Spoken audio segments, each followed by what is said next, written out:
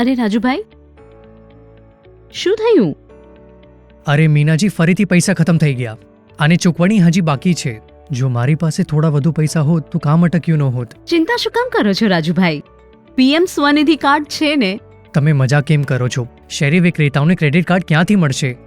મળે છે, સમજાવું. આ પીએમ સ્વનિધિ ક્રેડિટ કાર્ડ ખાસ કરીને શેરી વિક્રેતાઓ માટે જ બનાવેલ છે. આ એક યુપીઆઈ લિંક્ડ ક્રેડિટ કાર્ડ છે, જેથી તમારા અને મારા જેવા શેરી વિક્રેતાઓને 30,000 સુધીની ફરતી ક્રેડિટ મળી શકે છે. 30,000? પણ આ ક્રેડિટ કાર્ડ મળશે કેવી રીતે? સરળ છે. જો કોઈ પણ શેરી વિક્રેતાએ તેમની બીજી પીએમ સ્વનિધિ લોન ચૂકવી દીધી હોય તો બેંક તેમને આ કાર્ડ ઇસ્યુ કરી દે છે. બસ પેન કાર્ડ હોવું જરૂરી છે. કેવાયસી અને વેરિફિકેશન થયા પછી કાર્ડ તમારા હાથમાં હશે. અને કાર્ડ પ્રાપ્ત થયા પછી શું વિક્રેતા તેનો ઉપયોગ તરત જ કરી શકે છે? હા, કાર્ડ મળતા જ તેને એક્ટિવેટ કરો. ને આને 60 દિવસમાં એક્ટિવેટ કરવું જરૂરી છે. આને એક્ટિવેટ કરવા માટે કાં તો કસ્ટમર કેર પર કોલ કરીને અથવા મોબાઈલ એપ્લિકેશન પર પિન સેટ કરો. અને મીનાજી, આ ક્રેડિટ કાર્ડના ફાયદા શું છે? ઘણા ફાયદા છે. દૈનિક બિઝનેસ ચલાવવા સરળ પૈસા.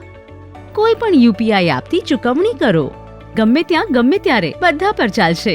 20 થી 50 દિવસનો વ્યાજ મુક્ત સમયગાળો. આજે વાપરો ને પછી વ્યાજ મુક્ત ચૂકવણી કરો. કાર્ડ તમને મળશે લાઈફ ટાઈમ ફ્રી. કોઈ એન્યુઅલ ફીસ નહીં, કોઈ જોઈનિંગ ફીસ નહીં. વાહ! પણ તેની લિમિટ શું છે અને તેનો ઉપયોગ ક્યાં કરી શકાય છે? શરૂઆતમાં આની લિમિટ હશે 10,000. પણ વિક્રેતા જ્યારે ટાઈમથી ચૂકવણી કરશે તો આ લિમિટ વધીને 30,000 થઈ જશે. આને તમે એટીએમ થી પૈસા કઢાવવા માટે નથી વાપરી શકતા, પણ તમે આનાથી યુપીઆઈ પેમેન્ટ કરી શકો છો. સમજી ગયો. પણ આનું બિલ ક્યારે જનરેટ થશે અને ક્યારે ચૂકવવામાં આવશે? બિલ દર મહિનાની 1 તારીખે જનરેટ થશે અને 21 તારીખ સુધી ભરવું પડશે. બેંક તમને એસએમએસ અથવા ઈમેલ કરીને ટોટલ ડ્યુ, મિનિમમ ડ્યુ અને ડ્યુ ડેટ બધું જણાવશે. અને હું તેની ચૂકવણી કેવી રીતે કરીશ? તમે ઓટોપે લગાડી શકો છો. આનાથી તમારી બેંકથી 21 તારીખની પહેલા પૈસા પોતે જ કપાઈ જશે ને કોઈ એક્સ્ટ્રા ફીસ પણ નહીં લાગે. બસ ધ્યાન રહે, ચૂકવણી તારીખ પહેલા તમારા ખાતામાં પૈસા હોવા જોઈએ. સમજી ગયો. પણ મીનાજી, જો ચૂકવણી 21મી તારીખ પછી 1-2 દિવસ મોડી થાય?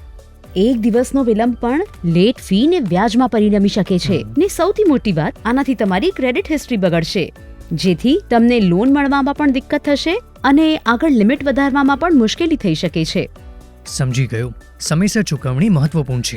અને હા, જો કોઈ તમને ફોન કરીને તમારા ક્રેડિટ કાર્ડની વિગતો માંગે તો ક્યારેય તમારા ક્રેડિટ કાર્ડની માહિતી તેમની સાથે શેર કરશો નહીં. ને આવા છેતરપિંડી કરનારાઓથી સાવધ રહો. પોતાના કાર્ડની પેન ક્યારેય કોઈ સાથે શેર ન કરવી. પોતાનું કાર્ડ ક્યારેય કોઈ સાથે શેર ન કરવું. અને જો ક્યારેય આપનું કાર્ડ ભૂલથી ક્યાંય ખોવાઈ જાય છે તો બેંકમાં તરત કોલ કરીને આપના કાર્ડને બ્લોક કરાવવું જરૂરી છે. સમજી ગયો. હું મારો પિન કોઈની સાથે શેર નહીં કરું. પણ મીનાજી, શું હું તમને હજી એક પ્રશ્ન પૂછું? શું હું મારી કોઈ પણ ખરીદી અથવા બિલ માટે ઈએમઆઈ વડે ચૂકવણી કરી શકું? હા, જો તમારો કોઈ પણ ખર્ચો 2,500 થી વધારેનો છે તો તમે તેને ઈએમઆઈ માં કન્વર્ટ કરાવી શકો છો, જેમાં 1.5% દર મહિને વ્યાજ લાગશે, તે પણ વિના કોઈ પ્રી ક્લોઝર ચાર્જીસના. સારું. ઈએમઆઈ વિકલ્પ હોય તો વધુ સારું છે. આપણે બીજી કઈ બાબતો ધ્યાનમાં રાખવી જોઈએ? યાદ રાખો, કાર્ડનો ઉપયોગ ફક્ત જરૂરત પડવા પર જ કરો. ક્યારેય પણ તેની લિમિટને આખું યુઝ ન કરવું. ફોરેન ટ્રાન્ઝેક્શન, એલ્કોહોલ, ગેમ્બલિંગ આવી વસ્તુ માટે કાર્ડનો ઉપયોગ કરવાની મનાહી છે. આ બધું કરીને મારું નુકસાન થોડી કરવાનું છે. પણ મીનાજી, હવે હું સમજી ગયો. આ પીએમ સ્વનિધિ ક્રેડિટ કાર્ડ અમારા જેવા શેરી વિક્રેતાઓ માટે એક વરદાન છે. વ્યવસાય અટકતો નથી, ખૂબ વધે છે. બિલકુલ.